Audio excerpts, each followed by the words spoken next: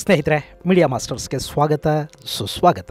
ಗೆಳೆಯರೆ, ಕುಂಭಮೇಳ ಇವತ್ತು ಭಾರತದಲ್ಲಿ ಅತಿ ಹೆಚ್ಚು ಚರ್ಚೆಗೆ ಗ್ರಾಸವಾಗ್ತಾ ಇರೋ, ಅತಿ ಹೆಚ್ಚು ಜನರನ್ನ ಸೆಳಿತಾ ಇರೋ ಒಂದು ಮಹಾ ಸಾಧು ಸಂಗಮ ಕುಂಭಮೇಳ.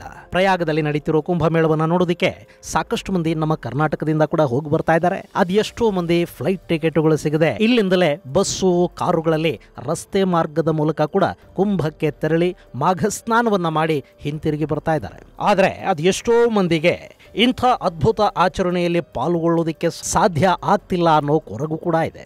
ಇಂಥ ಹೊತ್ತಲ್ಲೇ ನಮ್ಮ ತಿರುಮಲ ಕೂಡಲು ನರಸೀಪುರದಿಂದ ಮಾಹಿತಿಯೊಂದು ಬಂದಿದೆ.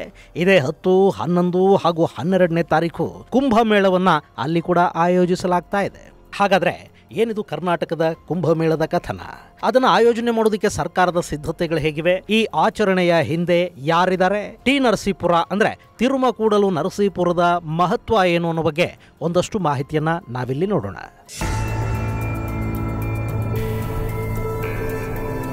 ಗೆಳೆಯರೆ, ಇದೇ ಫೆಬ್ರವರಿ 10, 11 ಹಾಗೂ 12ನೇ ತಾರೀಕು ಮೈಸೂರು ಜಿಲ್ಲೆಯ ಟಿ ನರಸೀಪುರದಲ್ಲಿ ಕುಂಭಮೇಳವನ್ನ ಆಯೋಜನೆ ಮಾಡಲಾಗಿದೆ. ಕಪಿಲೆ, ಕಾವೇರಿ ಹಾಗೂ ಸ್ಫಟಿಕಪುರಿ ಸರೋವರಗಳ ಸಂಗಮದಲ್ಲಿ ಈ ಮಹಾಕಾರ್ಯ ನಡೀತಾ ಇದೆ. ಪ್ರತಿ 3 ವರ್ಷಗಳಿಗೆ ಒಮ್ಮೆ ಟಿ ನರಸೀಪುರದಲ್ಲಿ ಈ ಆಚರಣೆ ನಡೆಯುತ್ತೆ. ಸರ್ಕಾರ ಕೂಡ ಈ ಬಾರಿ ಕುಂಭಮೇಳಕ್ಕೆ ಸಕಲ ಸಿದ್ಧತೆಗಳನ್ನ ಮಾಡಿಕೊಳ್ತಾ ಇದೆ. ಇಲ್ಲಿ ಕುಂಭಮೇಳ ನಡೆಯೋ ಕಾರಣದಿಂದ ಹಾಗೂ ಇದು ಸಂಗಮ ಕ್ಷೇತ್ರ ಕೂಡ ಆಗಿರೋದ್ರಿಂದ ಇದನ್ನ ದಕ್ಷಿಣದ ಪ್ರಯಾಗ ಅಂತಲೇ ಕರೆಯಲಾಗ್ತಾ ಇದೆ. 1989ರ ಸಮಯದಲ್ಲಿ ಆದಿಚುಂಚನಗಿರಿಯ ಶ್ರೀ ಬಾಲಗಂಗಾಧರನಾಥ ಸ್ವಾಮೀಜಿಗಳು, ಸುತ್ತೂರಿನ ಶ್ರೀ ಶಿವರಾತ್ರಿ ದೇಶಿಕೇಂದ್ರ ಮಹಾಸ್ವಾಮಿಗಳು ಹಾಗೂ ಬೆಂಗಳೂರಿನ ರಾಜರಾಜೇಶ್ವರಿ ನಗರದಲ್ಲಿನ ಕೈಲಾಸಾಶ್ರಮದ ಪರಮ ಪೂಜ್ಯರಾದ ತಿರುಚಿ ಸ್ವಾಮಿಗಳು ನರಸೀಪುರದಲ್ಲಿ ಕುಂಭಮೇಳವನ್ನು ಆಯೋಜಿಸಬೇಕು ಅನ್ನೋ ನಿರ್ಧಾರವನ್ನು ಮಾಡಿದರು. ಅದಕ್ಕೆ ಸರ್ಕಾರದ ಬೆಂಬಲ ಕೂಡ ಸಿಕ್ತು. ಹೀಗೆ ಅಲ್ಲಿಂದ ಇಲ್ಲಿವರೆಗೆ ಕುಂಭಮೇಳ ಪ್ರತಿ 3 ವರ್ಷಗಳಿಗೆ ಒಮ್ಮೆ ಆಚರಿಸಿಕೊಂಡು ಬರಲಾಗ್ತಾ ಇದೆ. ಈಗ ಮತ್ತೆ ಈ ಕುಂಭಮೇಳ ನಡೀತಾ ಇದೆ. ಸುತ್ತೂರಿನ ಶ್ರೀ ಶಿವರಾತ್ರಿ ದೇಶಿಕೇಂದ್ರ ಮಹಾಸ್ವಾಮಿಗಳು, ಆದಿಚುಂಚನಗಿರಿಯ ಶ್ರೀ ನಿರ್ಮಲಾನಂದನಾಥ ಸ್ವಾಮಿಗಳು, ಕೈಲಾಸಾಶ್ರಮದ ಶ್ರೀ ಜಯೇಂದ್ರಪುರಿ ಮಹಾಸ್ವಾಮಿಗಳ ನೇತೃತ್ವದಲ್ಲಿ ಈ ಕುಂಭಮೇಳ ನಡೀತಾ ಇದೆ.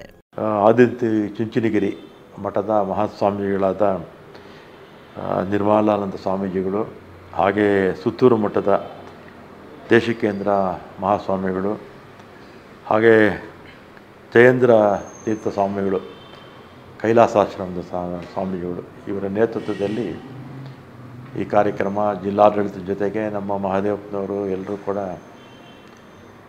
ಕಾರ್ಯಕ್ರಮವನ್ನು ಯಶಸ್ವಿ ಮಾಡೋದಕ್ಕೆ ಈಗಾಗಲೇ ಎಲ್ಲ ಕಾರ್ಯಕ್ರಮಗಳನ್ನ ಹಾಕ್ಕೊಂಡಿದ್ದಾರೆ. ಭಕ್ತಾದಿಗಳು ಲಕ್ಷಾಂತರ ಸಂಖ್ಯೆಯಲ್ಲಿ ಬರ್ತಾರೆ. ಅವರಿಗೆಲ್ಲ ಕೂಡ ಸಿದ್ಧತೆಗಳನ್ನು ಅಲ್ಲಿನ ಜಿಲ್ಲಾಡಳಿತ ಮಾಡಿಕೊಳ್ತಾ ಇದೆ. ಯಾವುದೇ ಅಹಿತಕರ ಘಟನೆಗಳು ನಡೆದಾಗೆ ಜಿಲ್ಲಾಡಳಿತ ಅದೆಲ್ಲ ಕೂಡ ಮಾಡುತ್ತೆ. ಮತ್ತು ಎಲ್ಲ ಕೂಡ ನುಗ್ಗಲು ಎಲ್ಲ ಮಾಡ್ಕೊಳ್ಳೋಕೆ ಹೋಗಬಾರ್ದು, ಸಂಯಮದಿಂದ ವರ್ತಿಸಬೇಕು. ಜನ ಕೂಡ ಸ್ವಲ್ಪ ತಡ ಆಗ್ಬೋದು ಅಷ್ಟೇ, ನುಗ್ಗಲು ಮಾಡ್ಕೋಬಾರ್ದು. ಇನ್ನು ಜಿಲ್ಲಾಡಳಿತ ಕೂಡ ಆ ಕುಂಭಮೇಳಕ್ಕಾಗಿ ಸಾಕಷ್ಟು ಸಿದ್ಧತೆಗಳನ್ನು ಮಾಡಿಕೊಳ್ಳೋ ಪ್ರಯತ್ನದಲ್ಲಿದೆ. ಅಲ್ಲಿ ಒಂದಷ್ಟು ತಾತ್ಕಾಲಿಕ ಶೌಚಾಲಯಗಳು, ಕೊಠಡಿಗಳು, ಅಗತ್ಯ ಸಂದರ್ಭಕ್ಕೆ ಬಳಕೆಯಾಗುವಂತೆ 15 ಬೋಟುಗಳು, ಭಕ್ತರ ವಾಹನಗಳನ್ನು ನಿಲ್ಲಿಸೋದಕ್ಕೆ ಬೇಕಾದ ವಿಶೇಷ ಪಾರ್ಕಿಂಗ್ ವ್ಯವಸ್ಥೆ ಸೇರಿದ ಹಾಗೆ ಸಾಕಷ್ಟು ಕ್ರಮಗಳನ್ನು ಜಿಲ್ಲಾಡಳಿತ ಅಲ್ಲಿ ಕೈಗೊಂಡಿದೆ. ಎಲ್ಲರಿಗೂ ನಮಸ್ಕಾರ. ಮೈಸೂರು ಜಿಲ್ಲೆಯ ಟಿ ನರಸೀಪುರ ಪಟ್ಟಣದಲ್ಲಿ ಕಾವೇರಿ, ಕಬಿನಿ ಮತ್ತು ಸ್ಫಟಿಕ ಇದರದೊಂದು ತ್ರಿವೇಣಿ ಸಂಗಮದ ಪುಣ್ಯಕ್ಷೇತ್ರದಲ್ಲಿ ಫೆಬ್ರವರಿ 10, 11, 12ರಲ್ಲಿ ಒಂದು ಕುಂಭಮೇಳವನ್ನು ಆಯೋಜಿಸಲಾಗ್ತಿದೆ.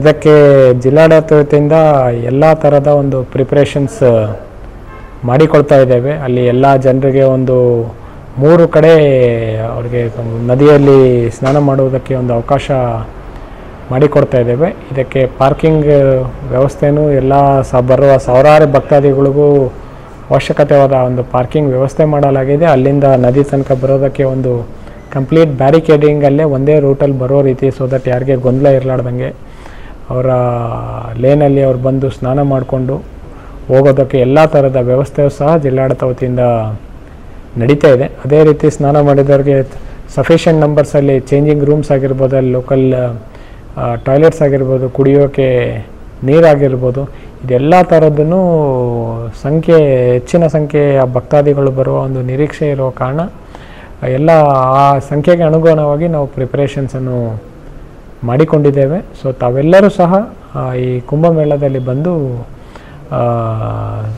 ಭಾಗವಹಿಸ್ಬೋದು ಅಂತ ಈ ಮುಖಾಂತರ ತಮ್ಮೆಲ್ಲರಿಗೂ ಸಹ ಆಹ್ವಾನ ಮಾಡ್ತಾಯಿದ್ದೀನಿ. ಅದೇ ರೀತಿ ಫೆಬ್ರವರಿ 11ನೇ ತಾರೀಕು ಒಂದು ಗಂಗಾ ಆರತಿ ಮಾದರಿಯಲ್ಲಿ ಇಲ್ಲಿ ಕಾವೇರಿ ಆರತಿಯನ್ನು ಸಹ ಸಂಜೆ ಆಯೋಜಿಸಲಾಗಿದೆ. ಅದಕ್ಕೂ ಸಹ ತಮ್ಮೆಲ್ಲರಿಗೂ ಆಹ್ವಾನ ನೀಡ್ತಾ ಇದ್ದೇನೆ.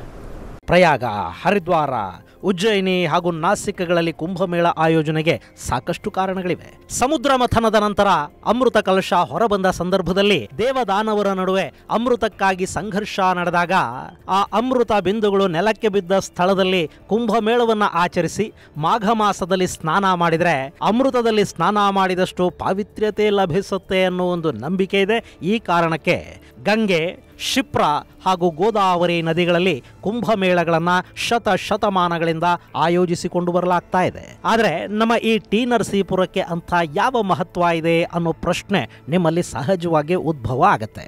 ಗೆಳೆಯರೆ, ಈ ತಿರುಮಕೂಡಲು ನರಸೀಪುರ ಇದೆಯಲ್ಲ, ಇದು ಪಂಚಲಿಂಗ ಕ್ಷೇತ್ರ ಅಂತ ಪ್ರಖ್ಯಾತಗೊಂಡಿರುವ ಪ್ರದೇಶ.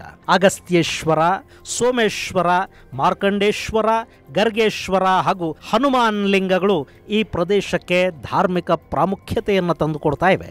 ಹಾಗೆ ಇಲ್ಲಿನ ಗುಂಜಾ ನರಸಿಂಹಸ್ವಾಮಿ ದೇವಾಲಯ ಕಪಿಲೆ ಕಾವೇರಿಯರ ಸಂಗಮವನ್ನ ಹರಿಹರರ ಸಂಗಮ ಕ್ಷೇತ್ರವನ್ನಾಗಿ ಮಾಡ್ತಾ ಇದೆ. ನೀವಿಲ್ಲಿ ನೋಡ್ತಾ ಇದ್ದೀರಲ್ಲ, ಇದು ಗುಂಜಾ ನರಸಿಂಹಸ್ವಾಮಿ ದೇವಾಲಯ. ಶತಮಾನಗಳಷ್ಟು ಪುರಾತನ ಇತಿಹಾಸವನ್ನ ಹೊಂದಿರುವ ಈ ದೇವಾಲಯವನ್ನ ಗಂಗರು, ಚೋಳರು ಹಾಗೂ ವಿಜಯನಗರದ ಅರಸರ ಕಾಲಾವಧಿಯಲ್ಲಿ ಜೀರ್ಣೋದ್ಧಾರಗೊಳಿಸಲಾಯಿತು ಅಂತ ಹೇಳಲಾಗುತ್ತೆ. 16ನೇ ಶತಮಾನದಲ್ಲಿ ಈ ದೇವಾಲಯದ ಮಹಾದ್ವಾರ ಹಾಗೂ 4 ಕಂಬಗಳ ಮಂಟಪವನ್ನು ಇಲ್ಲಿ ನಿರ್ಮಾಣ ಮಾಡಲಾಗಿದೆ. ಈ ದೇವಾಲಯದ ಮುಂಭಾಗದಲ್ಲಿ ಗುಲಗಂಜಿ ಮರ ಇದೆ. ಆ ಕಾರಣಕ್ಕೆ ಇಲ್ಲಿನ ನರಸಿಂಹನಿಗೆ ಗುಲಗಂಜಿ ನರಸಿಂಹ ಅಥವಾ ಗುಂಜಾ ನರಸಿಂಹ ಅನ್ನೋ ಹೆಸರು ಬಂದಿದೆ ಅನ್ನೋದು ಇಲ್ಲಿನ ನಂಬಿಕೆ. ಹಾಗೆಯೇ ನರಸಿಂಹಸ್ವಾಮಿಯ ಕೈಯಲ್ಲಿ ಗುಲಗಂಜಿ ಇದೆ, ಅದರಿಂದ ಕೂಡ ಈ ಸ್ವಾಮಿಗೆ ಈ ಹೆಸರು ಬಂದಿರಬಹುದು ಅಂತ ನಂಬಲಾಗುತ್ತೆ. ಇನ್ನು ಈ ದೇವಾಲಯವಿರುವ ನರಸೀಪುರ ಉತ್ತರ ಭಾರತದ ಕಾಶಿ ಕ್ಷೇತ್ರಕ್ಕಿಂತ ಒಂದು ಗುಲಗಂಜಿಯಷ್ಟು ಹೆಚ್ಚು ಶಕ್ತಿಯನ್ನು ಹೊಂದಿದೆ ಅನ್ನೋದು ಸ್ಥಳೀಯರ ನಂಬಿಕೆ. ಇನ್ನು ಈ ದೇವಾಲಯ 2 ನದಿಗಳು ಒಟ್ಟಿಗೆ ಸೇರುವ ಸಂಗಮ ಪ್ರದೇಶದಲ್ಲಿದೆ. ಇನ್ನು ಅಗಸ್ತ್ಯೇಶ್ವರ ಮಂದಿರ, ಇದು ಕಾವೇರಿ ಹಾಗೂ ಕಪಿಲೆಯರು ಕೂಡುವ ಸಂಗಮ ಸ್ಥಳದಲ್ಲಿದೆ. ಈ ದೇವಾಲಯದ ಜೀರ್ಣೋದ್ಧಾರದ ಹಿಂದೆ ಕೂಡ ವಿಜಯನಗರದ ಅರಸರ ಹೆಸರು ಕೇಳಿಬರುತ್ತೆ. ಇದು ಮಹಾಮುನಿ ಅಗಸ್ತ್ಯರಿಂದ ಪ್ರತಿಷ್ಠಾಪಿಸಲ್ಪಟ್ಟ ಲಿಂಗ ಅನ್ನೋ ಪ್ರತೀತಿ ಕೂಡ ಇದೆ. ಈ ದೇವಾಲಯಕ್ಕೆ ಕೂಡ ಸಹಸ್ರಾರು ವರ್ಷಗಳ ಇತಿಹಾಸ ಇದ್ದು ಗಂಗರು, ಚೋಳರು, ಹೊಯ್ಸಳರು, ವಿಜಯನಗರದ ಅರಸರು ಈ ಆಲಯವನ್ನು ಕಾಲಕಾಲಕ್ಕೆ ಜೀರ್ಣೋದ್ಧಾರ ಮಾಡಿರೋದು ಇತಿಹಾಸದ ಪುಟಗಳಲ್ಲಿ ನಮಗೆ ತಿಳಿದು ಬರುತ್ತೆ. ಗೆಳೆಯರೆ, ಈ ಅಗಸ್ತ್ಯೇಶ್ವರ ದೇವಾಲಯ ಇದೆಯಲ್ಲ, ಇಲ್ಲಿ ಲಿಂಗ ಪ್ರತಿಷ್ಠಾಪನೆಯನ್ನ ಮಾಡಿದ್ದು ಮಹರ್ಷಿ ಅಗಸ್ತ್ಯರು ಅಂತ ಹೇಳಲಾಗುತ್ತೆ. ಉತ್ತರ ಭಾರತದಲ್ಲಿದ್ದ ಅಗಸ್ತ್ಯ ಮಹಾಮುನಿಗಳಿಗೆ ದಕ್ಷಿಣಕ್ಕೆ ಹೋಗುವಂತೆ ದೇವವಾಣಿ ಆಯಿತು. ಹೀಗಾಗಿ ದಕ್ಷಿಣ ಭಾರತದ ಕಡೆಗೆ ಬಂದ ಅಗಸ್ತ್ಯ ಮಹಾಮುನಿಗಳು ವಿಂಧ್ಯ ಪರ್ವತದ ಬೆಳವಣಿಗೆಯನ್ನು ತಡೆದು ಅಲ್ಲಿಂದ ಮುಂದೆ ಇವತ್ತಿನ ಬಾದಾಮಿಗೆ ಬರ್ತಾರೆ. ಅಲ್ಲಿ ಇಲ್ವಲ ಹಾಗೂ ವಾತಾಪಿ ಎಂಬ ಅಸುರರಿಬ್ಬರನ್ನ ಕೊಂದು ಬಾದಾಮಿಗೆ ಅವರಿಂದ ವಿಮುಕ್ತಿಯನ್ನು ಕೊಡಿಸಿ ಮತ್ತಷ್ಟು ದಕ್ಷಿಣಕ್ಕೆ ನಡೆದು ಬರ್ತಾರೆ. ಹಾಗೆ ಬಂದವರು ಸಹ್ಯಾದ್ರಿಯ ಶ್ರೇಣಿಯಲ್ಲಿರುವ ಬ್ರಹ್ಮಗಿರಿಯ ತಪ್ಪಲಲ್ಲಿ ಕಾವೇರಿ ನದಿಯ ಉಗಮಕ್ಕೆ ಕಾರಣರಾದರು ಅನ್ನೋ ನಂಬಿಕೆ ಇದೆ. ಹೀಗಾಗಿನೇ ಕಾವೇರಿಯ ಉಗಮ ಸ್ಥಾನದಿಂದ ಅದು ಸಮುದ್ರ ರಾಜನನ್ನ ತಲುಪುವವರೆಗೆ ಉದ್ದಕ್ಕೂ ಅಗಸ್ತ್ಯರ ಕುರಿತಾದ ಸಾಕಷ್ಟು ಕಥೆಗಳು ನಮಗೆ ಕೇಳಿ ಬರುತ್ತವೆ. ತಮಿಳುನಾಡಿಗೆ ಹೋದ್ರೆ ಅಲ್ಲಿ ಅಗಸ್ತ್ಯರಿಗೆ ಪೂಜ್ಯ ಸ್ಥಾನ ಇದೆ. ಅಗಸ್ತ್ಯರನ್ನ ತಮಿಳರು ತಮ್ಮ ಮೂಲ ಪುರುಷನನ್ನಾಗಿ ಗುರುತಿಸ್ತಾರೆ ಮತ್ತು ಅಗಸ್ತ್ಯರಿಗಾಗಿ ಅಲ್ಲಿ ಸಾಕಷ್ಟು ಮಂದಿರಗಳನ್ನು ಕೂಡ ನಿರ್ಮಾಣ ಮಾಡಲಾಗಿದೆ. ಇಂಥ ಅಗಸ್ತ್ಯರು ಕಾವೇರಿ ನದಿಯ ಉಗಮಕ್ಕೆ ಕಾರಣರಾದ ನಂತರ ಆ ನದಿಯ ತೀರದಲ್ಲೇ ನಡೆದು ಟಿ ನರಸೀಪುರ ಅಂದರೆ ತಿರುಮಕೂಡಲು ನರಸೀಪುರಕ್ಕೆ ಬರ್ತಾರೆ. ಹಾಗೆ ಬಂದವರಿಗೆ ಕಾವೇರಿಯ ತೀರದಲ್ಲಿ ಒಂದು ಲಿಂಗ ಪ್ರತಿಷ್ಠಾಪನೆಯನ್ನು ಮಾಡಿ ಈಶ್ವರನನ್ನ ಆರಾಧಿಸಬೇಕು ಅನ್ಸುತ್ತೆ. ಅದಕ್ಕಾಗಿ ವಾಯುಪುತ್ರನನ್ನ ಕರೆದ ಅಗಸ್ತ್ಯರು ಕಾಶಿಯಿಂದ ಶಿವಲಿಂಗವನ್ನು ತರೋದಕ್ಕೆ ಅಪ್ಪಣೆಯನ್ನು ಕೊಡ್ತಾರೆ. ಹೀಗೆ ವಾಯುವೇಗದಲ್ಲಿ ಹೋದ ಹನುಮ ಹಿಂತಿರುಗಿ ಬರೋದು ತಡವಾಗ್ತಿದೆ ಅನ್ನಿಸಿದಾಗ ಅಗಸ್ತ್ಯ ಮಹಾಮುನಿಗಳೇ ಅಲ್ಲಿ ಮರಳಿನಿಂದ ಶಿವಲಿಂಗವೊಂದನ್ನು ನಿರ್ಮಾಣ ಮಾಡಿ ಅದನ್ನು ಪ್ರತಿಷ್ಠಾಪನೆ ಮಾಡ್ತಾರೆ. ಹೀಗೆ ಲಿಂಗಕ್ಕೆ ಪ್ರಾಣ ಪ್ರತಿಷ್ಠಾಪನೆಯನ್ನು ಮಾಡೋ ಹೊತ್ತಿಗೆ ಹನುಮ ಕಾಶಿಯ ಮತ್ತೊಂದು ಲಿಂಗದೊಂದಿಗೆ ತಿರುಮಕೂಡಲು ನರಸೀಪುರಕ್ಕೆ ಬರ್ತಾನೆ. ಅಷ್ಟೊತ್ತಿಗೆ ಅಗಸ್ತ್ಯರು ಒಂದು ಲಿಂಗವನ್ನು ಪ್ರತಿಷ್ಠಾಪನೆ ಮಾಡಿ ಆಗಿತ್ತು. ಈಗ ಹನುಮ ಮತ್ತೊಂದು ಲಿಂಗದೊಂದಿಗೆ ಬಂದಿದ್ದ. ಹೀಗಾಗಿ ಅಗಸ್ತ್ಯರ ಅಪ್ಪಣೆಯ ಮೇರೆಗೆ ಹನುಮ ತಾನು ತಂದ ಕಾಶಿಯ ಲಿಂಗವನ್ನು ತಾನೇ ಅಲ್ಲಿ ಪ್ರತಿಷ್ಠಾಪನೆ ಮಾಡ್ತಾನೆ. ಹೀಗಾಗಿ ಅಲ್ಲಿ ಅಗಸ್ತ್ಯರು ಪ್ರತಿಷ್ಠಾಪಿಸಿದ ಅಗಸ್ತ್ಯೇಶ್ವರ ಮಂದಿರವೂ ಇದೆ, ಹನುಮನಿಂದ ಪ್ರತಿಷ್ಠಾಪನೆಗೊಂಡ ಹನುಮಲಿಂಗವೂ ಇದೆ. ಜೊತೆಗೆ ಗರ್ಗ್ಯ ಮಹಾಮುನಿಗಳು ಅಲ್ಲಿ ಮತ್ತೊಂದು ಶಿವಲಿಂಗವನ್ನು ಪ್ರತಿಷ್ಠಾಪಿಸಿ ಆರಾಧನೆ ಮಾಡ್ತಾರೆ. ಅದನ್ನು ಗರ್ಗೇಶ್ವರ ಅಂತ ಕರೆಯಲಾಗುತ್ತೆ. ಇದರ ಜೊತೆಗೆ ಮಾರ್ಕಂಡೇಶ್ವರ ಹಾಗೂ ಸೋಮೇಶ್ವರ ಲಿಂಗಗಳು ಕೂಡ ಈ ಕ್ಷೇತ್ರಕ್ಕೆ ಪಂಚಲಿಂಗ ಕ್ಷೇತ್ರ ಅನ್ನೋ ಮಹತ್ವವನ್ನು ತಂದುಕೊಡ್ತಾ ಇವೆ. ಜೊತೆಗೆ ಇಲ್ಲಿ ಮಹಾವಿಷ್ಣುವಿನ ಅವತಾರ ಅನ್ನಿಸಿಕೊಳ್ಳುವ ನರಸಿಂಹ ಅವತಾರಕ್ಕೆ ಕೂಡ ಒಂದು ಮಂದಿರವನ್ನ ನಿರ್ಮಾಣ ಮಾಡಿದ್ದಾರೆ. ಶಿವಾಯ ವಿಷ್ಣು ರೂಪಾಯ ಶಿವರೂಪಾಯ ವಿಷ್ಣುವೇ ಶಿವಸ್ಯ ಹೃದಯಂ ವಿಷ್ಣು ವಿಷ್ಣುಶ್ಚ ಹೃದಯಂ ಶಿವ. ಶಿವ ಮತ್ತು ಕೇಶವರ ನಡುವೆ ಯಾವ ಭೇದವೂ ಇಲ್ಲ, ದೈವಗಳ ನಡುವಿನ ಭೇದ ಯಾವ ಕಾರಣಕ್ಕೂ ಸಲ್ಲ ಅನ್ನೋ ಮಹಾ ಸಾಮರಸ್ಯದ ಸಂದೇಶವನ್ನು ಕೊಡುವ ಈ ಸಂಗಮ ಕ್ಷೇತ್ರದಲ್ಲಿ ಸನಾತನ ಧರ್ಮದ ಮಹಾಮೇಳಗಳಲ್ಲಿ ಒಂದು ಅನ್ನಿಸಿಕೊಂಡಿರುವ ಕುಂಭಮೇಳ ನಡೀತಾ ಇದೆ. 3 ದಿನಗಳ ಕಾಲ ನಡೆಯುವ ಈ ಪವಿತ್ರ ಮೇಳಕ್ಕೆ ರಾಜ್ಯ ಸರ್ಕಾರ ಹಾಗೂ ಮುಜರಾಯಿ ಇಲಾಖೆಗಳು ಕೂಡ ಒಂದಷ್ಟು ವ್ಯವಸ್ಥೆಗಳನ್ನು ಮಾಡ್ತಾ ಇವೆ.